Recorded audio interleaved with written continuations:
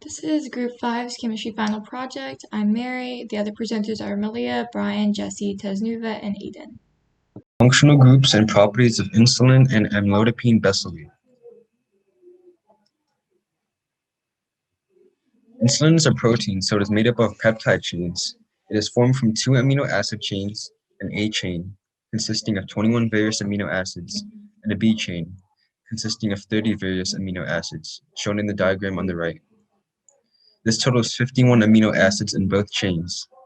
These 2 peptide chains are linked together by disulfide bonds, as indicated by the yellow lines on the diagram. These disulfide bonds are covalent, which are the strongest forces in tertiary protein structure, which gives the molecule a lot of stability.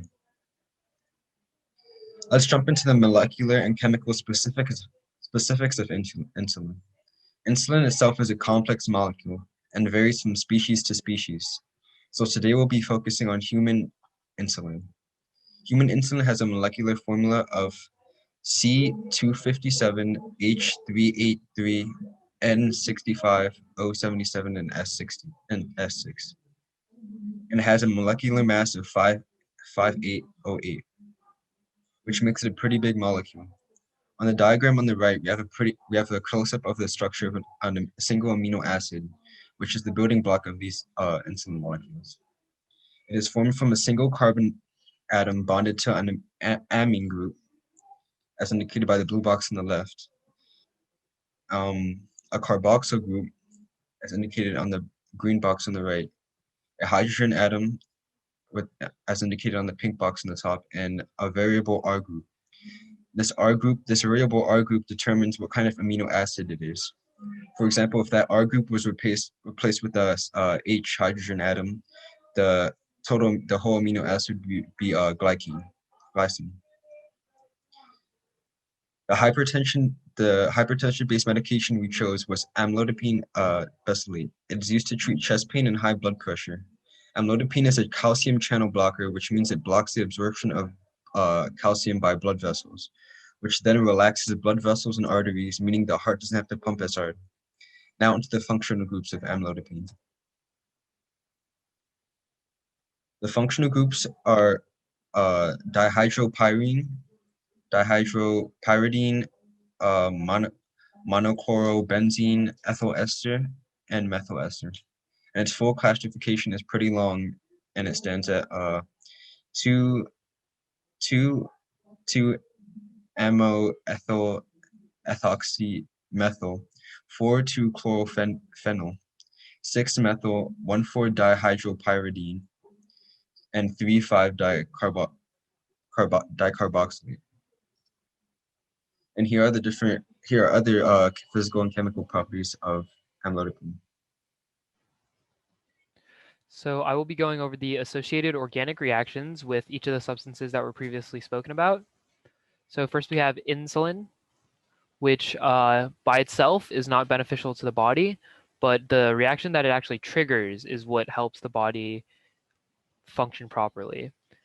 So when we eat food, the glucose level in our blood rises, and subsequently the insulin is released throughout the body, and it goes around telling the cells of our body to open up and take the glucose and store it for later or to use now as energy. The next substance we have is the amlodipine besylate, which is actually a direct benefit to the human body, as it's a kind of medicine known as a calcium channel blocker. And what it does is widens the blood vessels, which makes the heart pump blood way easier and lowers the stress on it, thus lowering the blood pressure. So as you can see on this diagram, the calcium channel blockers stop calcium from entering the bloodstream, and calcium actually causes blood vessels to contract more tightly. So when it stops from coming into the blood vessels, then the vessels relax and the heart is able to work at the highest possible caliber. Statistics on diabetes and hypertension disaggregated to examine inequities. This is the percentage of adults with diagnosed diabetes by race or ethnicity. And diabetes is most prevalent among American Indian or Alaska Natives at 14.7% and least prevalent among whites at 7.5%. As you can see, members of racial and ethnic minority groups are way more likely to have diagnosed diabetes than whites. This is age at first diabetes diagnosis. Basically, Black and Hispanic people are diagnosed at a younger age, 56.9 on average, than white people, 59.5 on average. This is incidence of type 2 diabetes among children and adolescents, and here the disparity is massive. The highest percentage of children and adolescents in the study with type 2 diabetes was Black children and adolescents at 37.8%, and it was least prevalent among white participants at 4.5%. So that is a massive difference. This is hypertension. There's a lot of information on this slide, so I'm just going to read the key takeaways. Non-Hispanic Blacks had higher prevalence and treatment indication. So they were more likely to have hypertension and more likely to get treated for hypertension. However, about 2/3 were not meeting treatment goals, and this proportion was the highest among all the races. Second key takeaway, the proportion of untreated individuals, despite being treatment eligible, was significantly higher among Mexican Americans and other races or ethnicities. Okay, these are more facts and statistics. Black and Hispanic Medicare beneficiaries 65 and older and diagnosed with diabetes were more likely to report that they usually go to the doctor as soon as they start to feel bad. So 48.6% of Black people reported that, 63.5% of Hispanic beneficiaries reported that, and only 36.7% of white beneficiaries reported that. Second, Black and Hispanic beneficiaries ages 65 and older had more diabetes-related medical provider visits than white beneficiaries. They went to the doctor more. Despite this, fewer Black beneficiaries reported having their blood sugar well controlled all of the time than white beneficiaries. By the way, higher blood pressure worsens and increases the risk of diabetes complications. And more Black beneficiaries, 91.2% to be exact, than white beneficiaries, 83.8%, reported having high blood pressure, and more Hispanic at 29.8% than white at only 17.2% reported having diabetes-related eye problems, which is a complication of diabetes. There's also education-related causes. Fewer Black beneficiaries reported knowing most or just about everything about how to manage their diabetes than white beneficiaries. And fewer Black and Hispanic beneficiaries reported knowing all the Medicare coverage policies that they were eligible for compared to white beneficiaries. Conclusions. There are many, many factors contributing to racial and ethnic disparities in diabetes and hypertension. One of the main causes is racism in the healthcare system. Doctors treat people of color differently. There's so many examples of this. One study in 2016 found that 73% of med students, these people are becoming doctors, believed a biological difference between Black and white people. That was just false. An example of this is that Black people have a higher pain tolerance. These people were going to become doctors. Secondly, lack of education. So as you saw in the previous slide, Black and Hispanic beneficiaries in that study had a lot less knowledge about treatment and treatment options than white beneficiaries. Economic inequalities play a big role as well. In that study, that same study, diabetes was more common with people with a lower high school, or with people who did not had under a high school education, and diabetes was more common in people who made less than $25,000 a year. There's also other reasons that are less significant, like cultural, including diet and lifestyle, and physical, i.e. body type, but these are not nearly as significant compared to the others. What can we do about this? So racial and ethnic disparities in diabetes and hypertension are systemic, and there's no one perfect solution. However, there are many steps that can be taken to help fix the issue. Number one, more education. Just spreading the word. Those people that didn't know about treatment, Medicare treatment they were eligible for, like the information just has to get out there. It's not that hard to just put more information out there. Secondly, changing medical school curriculums. So many med students are under wrong racist impressions, and they need to be taught otherwise. One step to do this would be maybe making a class on racism in healthcare or disparities in healthcare mandatory. Lastly, well, not lastly, but another example is taking race out of the equation when diagnosing, or just not paying attention to race in the diagnosis process. I know that's the same thing. This is a problem all across healthcare, not in just diabetes and hypertension, but often white doctors see people of color differently and treat them differently, and people of color don't get the treatment that they need. This is Objective 4, Disproportionate Impacts of COVID-19 on Black, Latinx, Hispanic, and Indigenous communities. So some of the main impacts are the death and hospitalization rates. Some underlying reasons for that could be insurance, healthcare, and underlying health conditions. Another problem is loss of work, especially for young people.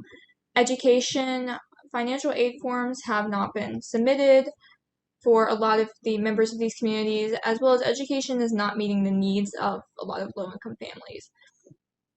And there's also overall just been a lot more cases in Black, Latinx, and Indigenous communities. Some reasons for that could be, again, be underlying conditions from these individuals, as well as a lot of them are essential workers. So you can see here that there are higher hospitalization and death rates for Indigenous, Black, and Latinx people. And you can see here, Indigenous is over 250, Black is next with around 175, followed by Pacific Islander and Latinx people. And this could be due to underlying health conditions, as well as lack of insurance, education. And if you also look at this chart on the bottom, you can see here that the ratios are, again, much higher in Indigenous, Black, and Hispanic communities than they are in white communities.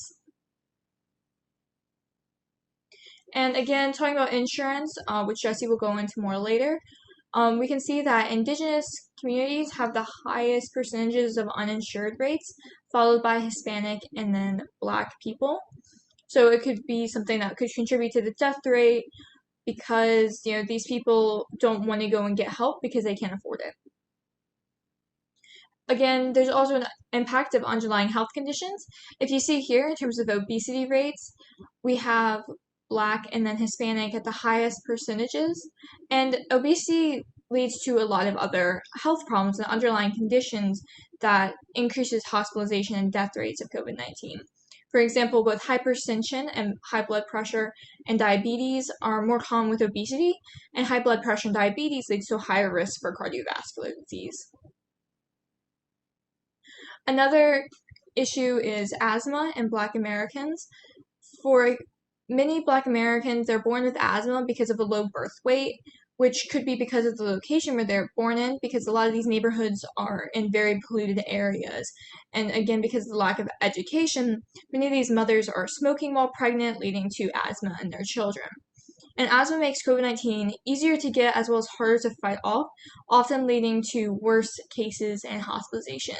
If you look at the chart here on the left, this is the percent of physicians who agree with each of the following statements regarding the care of patients with asthma during COVID-19.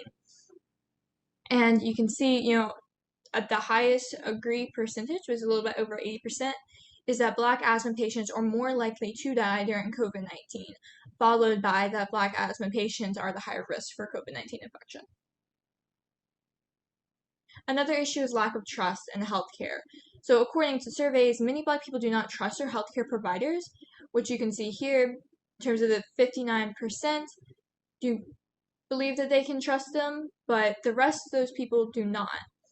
And so one reason for this could be a bad history with the healthcare providers. For example, even in major hospitals like Johns Hopkins, they have a dark past of doing human research on Black people and essentially kind of an experimentation. Another problem could be that a lot of these people are essential workers. So you can see here Latinx and Black, followed by other, which would probably cover a lot of Indigenous people, are high percentages employed in frontline essential jobs. And this is just an example of California, but this pattern is seen elsewhere as well in the States. And there would be a higher chance of someone contracting COVID-19 because they're an essential worker, since they are always coming into contact with other people who could have the virus. Now, loss of work has been a major impact for everyone, but it has hit these communities especially hard. So both Black and Hispanic adults have lost more work overall and have had to use their savings and go into debt. If you see here on the left, this is the share of adults ages 18 to 64 whose families lost jobs, work hours, or work-related income. The highest percentage is Hispanic, followed by Black. And you can see here again, those same communities have had to draw on their savings and go into debt because of this. There's also new concerns about young adults who are even higher in terms of risk to lose their jobs. So it's kind of hitting them especially hard if they are a member of these communities. Education also plays a large role in COVID-19 because members of these minority groups are less likely to go to college, which we can see here on this chart to the left, and their graduation does not happen as often. And statistically, the likelihood of getting the COVID-19 vaccine increases whenever you have more education. So we can kind of correlate these two and say that members of these communities may be less likely to get the COVID-19 vaccine due to a lack of education. And continuing on with the same vein of thinking, COVID has made education a lot harder for a lot of people, especially in virtual learning. But we can also see less students have completed financial aid forms, meaning that there may be less low-income students going to college due to COVID-19 the next year. Because as you can see here, it has gone down significantly. And it's not that there aren't people needing to fill these out, it's just that they haven't been done. So they'll at least have to be taking probably a gap year to make up for that. And in terms of the estimated impacts of COVID-19 on learning, for children in poverty on this graph here on the right, it has increased significantly. And one reason for this could be that these students were already in neighborhoods where the schools did not have as much resources. So whenever COVID-19 hit, it especially impacted these kids where they might not have the technology or the proper home environment to be learning properly. The cost of raw production of medications like insulin versus the cost of medication. So I'll go through the cost of manufacturing, the disparities between drug pricing and cost, the impacts of drug pricing, and conclusions. So what contributes to the cost of manufacturing a drug? The type of drug. Certain drugs need more specialized materials and equipment, which causes the cost to increase. The materials needed. The cost of materials is entirely dependent on the type of drug. For example, some materials need to be shipped from outer state, and some need to be manufactured within the lab. This all adds to the cost of manufacturing a drug. Necessary infrastructure and equipment. Most lab equipment is expensive and needs to be sterilized often for each production run. The cost increases in relation to the number of production runs as well. The production volume. If the medicine is ordered in a smaller volume, the cost will be higher per unit. These specialized services like clinical testing, quality control, and batch certification and release all contribute to a higher cost of manufacturing. The disparities between drug pricing and cost. What factors contribute to the high cost of medicine? Certain monopolies on specific medications. For example, Novo Nordisk, Sanofi, Aventis, and Eli Lilly have had a monopoly on insulin for decades, and the cost of insulin is relatively high. A lack of regulations to control high prices. The US doesn't have enough regulations to limit the price of some medications. less competition between different drug markets and biosimilar drugs, as well as less comparative research done on similar medications. This applies for doctors who would like to prescribe cheaper or more generic medications for patients, but can't do so because they are unsure of the effectiveness compared to the branded drug.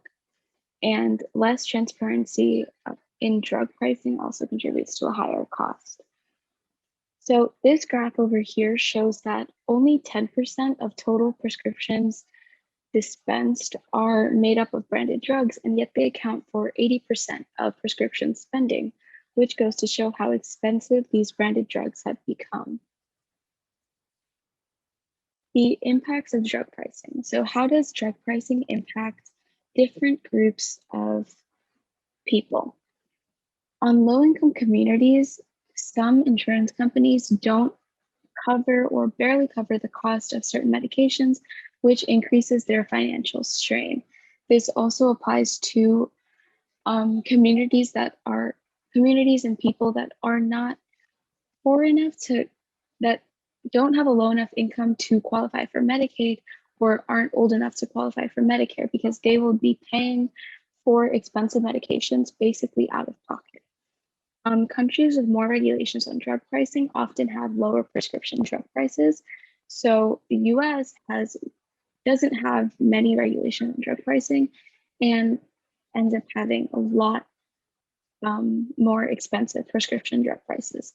So in the case of insulin, pharmacy benefit managers, who are people that negotiate prices between insurance companies and medication manufacturers, are often the cause of higher drug pricing because they are able to keep the difference between the negotiated rebate and the net price, which means that the higher the price of the drug, the more profit that they have for themselves.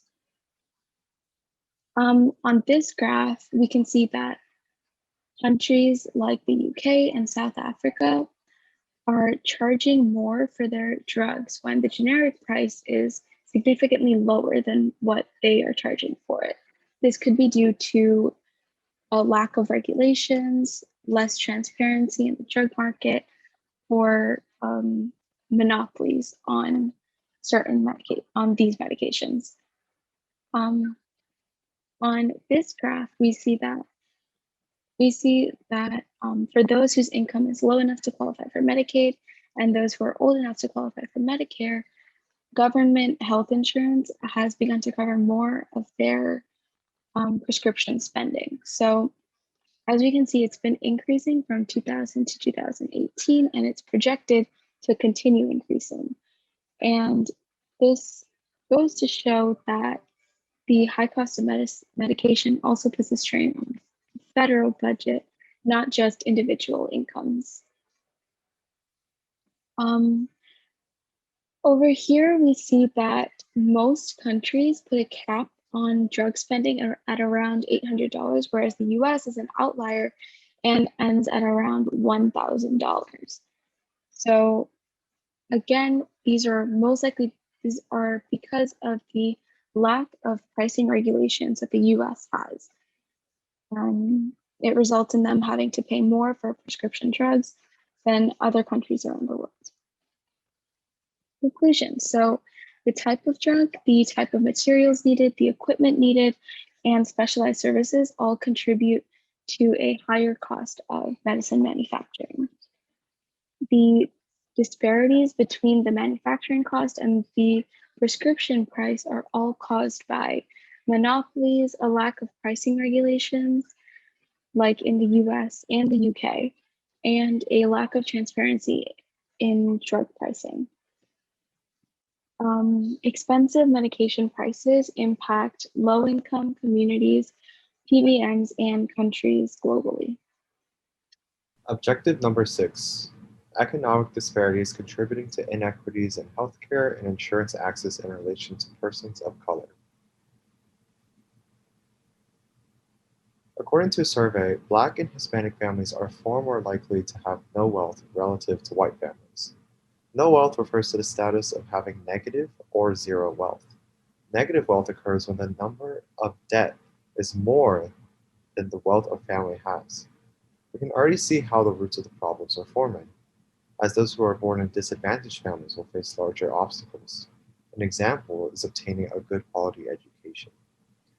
The roots of the problems deepen as a study showed that Black scholars who obtain bachelor's degrees face 13% higher student debt compared to white scholars. That number goes up to 26% to those pursuing an associate's degree. A study using data from the Bureau of Labor Statistics showed that only 19.7% of Black and 16.2% of Latinx work in jobs where they are able to do their work remotely, whereas 29.9% of white and 37% of Asian workers are able to do work remotely. This is devastating as with the COVID-19 pandemic, those who aren't able to do work remotely face higher exposure to the virus. This ultimately leads to the final point of insurance. With all the hurdles persons of color face in our society today, it's not surprising to see how different forms of insurance are dispersed. Private insurance is significantly rarer in Black and Hispanic communities. As Mary mentioned before, lots of insurance companies are unable to cover costs of certain medications and will further put financial strain on top of other strains, such as paying off student loans. Number 7, the connection between economic disparities and increased instances of COVID-19 related to systemic inequities, along with recommendations drawn from various studies. All right, so this graph shows the percent of adults at risk of developing serious illness if infected with COVID-19. So the first bar is adults with a household income of less than $15,000, and there's a 35% chance they will become seriously ill if they are infected with COVID-19. Whereas the last bar is adults with a household income of over $50,000, and they have a 16% chance of becoming seriously ill if infected with COVID. So 35 versus 16, that's a massive gap. Okay, so the top graph here is the relationship between social vulnerability index, which is a measure of social vulnerability, and a main factor that contributes to that measure is wealth. So the relationship between social vulnerability and various things related to COVID in New York, so very local. The first graph is testing. So as social vulnerability goes up, the amount of people that get tested per 1,000 people goes down a little bit. Second graph, positivity. As social vulnerability goes up, the positivity to negativity ratio on COVID tests goes up as well. The third graph, confirmed cases. As social vulnerability goes up, so does the number of confirmed cases per 1,000 persons, and mortality. The fourth graph, as social vulnerability goes up, so does the amount of deaths per 1,000 persons. So the second graph, I guess the fifth, is way more global. It's global vaccine distribution. So the left side is high-income countries, and the right side is low-income countries, lowest income countries. The blue bar is the percent population vaccinated, and the red bar is the percent of the world population that those countries make up. So here, in the highest income countries, a lot of people are vaccinated, whereas in the lowest income countries, the vaccination rate is only 0.2%. So huge difference there, despite lowest income countries making up 9% of the global population, roughly. So why is this? One of the reasons is underlying health conditions. People of a lower economic standing are more likely to have underlying health conditions, such as diabetes and hypertension, which we discussed a lot earlier. Low-income people are also often essential workers, and they come in contact with the virus at higher rates. At the height of the pandemic, when non-essential workers weren't working, essential workers were going out every day, risking themselves to COVID-19. Additionally, low-income people are less likely to have jobs where they can work from home. So they come into contact with COVID more that way. And there's other reasons, like low-income people are typically more reliable on public transportation, which increases the chance of coming in contact with COVID. And low-income people often live in closer quarters, which also spreads COVID. Another thing is lack of health insurance.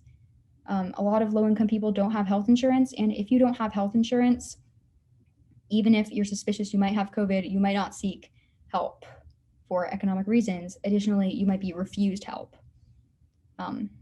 Next is unequal access to testing or the vaccine. So if there's not a lot of testing or vaccine sites in your area, this was more a problem earlier, but it's still a problem.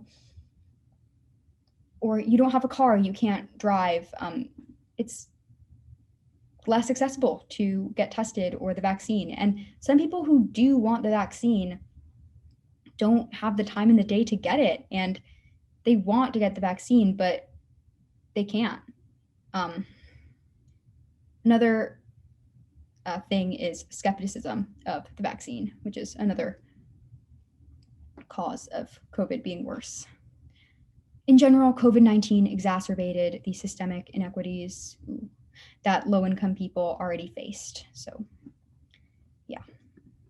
So potential solutions. Unfortunately, the best solution to these problems is simply getting back to normal life as fast as possible. So many social programs have been canceled due to COVID, and once things completely open up, there will be back and hopefully new programs that can help out too. And that's really what will help. Things that people can do now: education about how to end the pandemic as quickly as possible, education about vaccines, how they work, how the COVID vaccine works, education on how to stay safe from COVID. I mean, at this point, most people know, but like masks, hand sanitizer.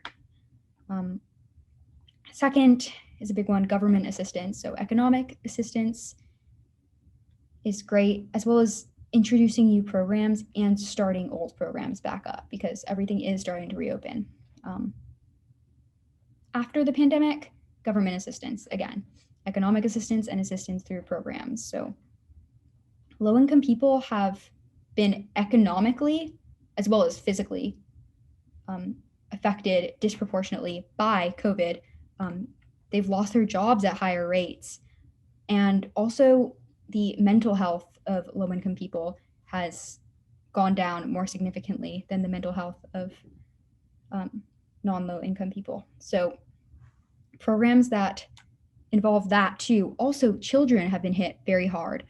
Losing a year or half a year of education. I know there was remote school, but it wasn't real for a lot of people. That can have really detrimental effects. So even programs to just help kids catch up in education are really important for helping the situation. Here are all of the citations we used for this project. If you would like to look at them a bit closer, it'll be in the slideshow that we linked with the assignment. Thank you for watching.